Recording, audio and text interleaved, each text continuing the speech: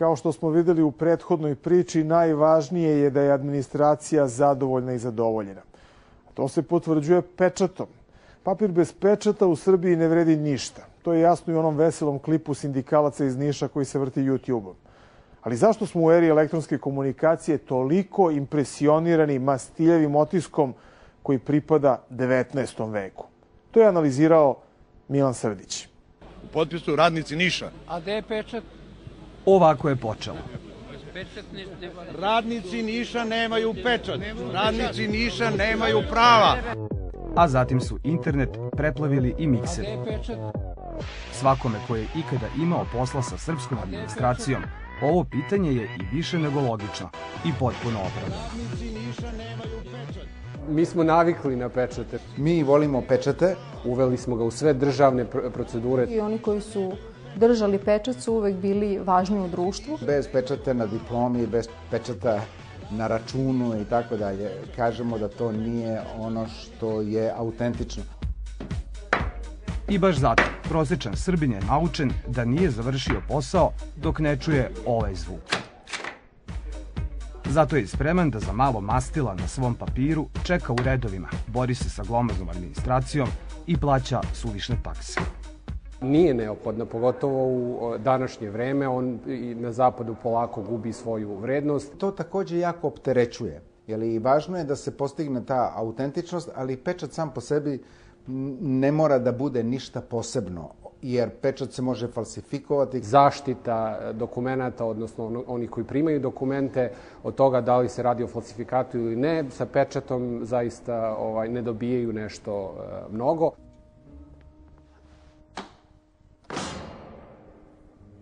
Verovali ili ne, pečat vam u Srbiji po zakonu o privrednim društvima već godinu dana nije neophodan. Kao i svuda u razvijenom svetu, zamišljeno je da se posluje elektronski, bez usporavanja i čekanja na udarac. Međutim, u praksi je situacija malo drugačija. Prošle godine u aprilu mesecu Ministarstvo finansije dalo pojašnjenje za tu odluku o nekorišćenju pečata, gde je reklo da bi pečat ipak trebalo da postoji, da bi kasnije u decembru prošle godine Ministarstvo finansije, to konkretno Poreska uprava, pre svega inicijativu ministra Dinkića, rekla eksplicitno da prilikom podnošenja poreske prijave pečat nije obavezan. I taman kada se to rešilo, a privrednici pomislili da mogu da odahnu, dočekalo ih je pitanje bankara.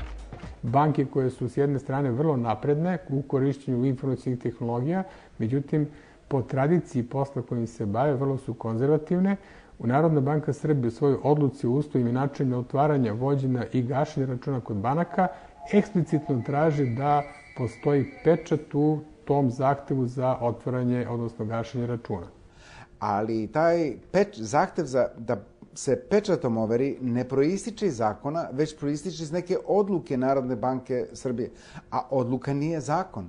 Znači, odluka u stvari ovde ima ulogu zakona, a to ne sme da bude. Znači, naš ceo sistem mora da bude pročišćen. On je jako onako stagnantan i kontradiktoran je u sebi.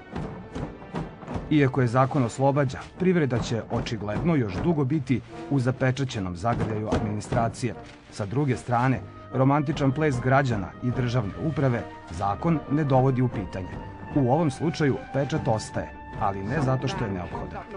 Nije neka posebna filozofija pod uslovom da postoji ta čuvena, ili bolje rečeno nečuvena politička volja. Znači, sa zaista ozbiljnom namerom i sa par timom stručnjaka, ili to pitanje bi moglo vrlo lako da se pročisti. To u praksi znači da ne morate 2-3 puta dolazite na šaltere, da komunikacija između dva organa, dva ministarstva, dva privredna subjekta, znači ne ide više tradicionalnom poštom, pa ide neki poštar ili kurir, pa onda se zavodi na pisarnici, pa se onda čeka da se predmet odnese kod nadležnog referenta. Državne službenike ili državnu administraciju u Srbiji ubedit ćete da postojite samo ako na papiru imate pečat, a vaša mukom stečena dokumenta završit će u bezvrednim arhivama poput ove. Zemlje na koje bi trebalo da se ugledamo veruju čoveku na potpis i na reč. Časno. Iako će pečat sigurno ostati kao obeležje javne uprave, neophodno je da se u skladu sa modernim tehnologijama uradi digitalizacija što više dokumentacije i baza podataka u različitim državnim institucijama kako bi one među sobom razmenjivale podatke i dokumenta, umjesto da građani budu u toj ulozi kurira koji preuzimaju neke dokumente od jedne državne institucije i nose ga na ovi drugoj. Prestrašeni pečatom, građani Srbije na začelju su Evropske unije u elektronskim komunikacijama. Tek 12% nas bi tako da se sporazumeva sa administracijom. Neki bi čak i e-mail nosili na overu, sa pečatom naravno. Zlu ne trebalo. A ako banke preko kreditnih kartica i preko magnetne trake i lozinke, odnosno šifra od svega 4 cifre obezbeđuju sigurnost, mi znamo da su banke najplašljivije organizacije koje postoje. Znači, ako ti uzimaš novac svoj sa 4 cifre na svojoj kreditnoj kartici, vrlo lako može to pitanje bezbednosti, autentičnosti da se reši.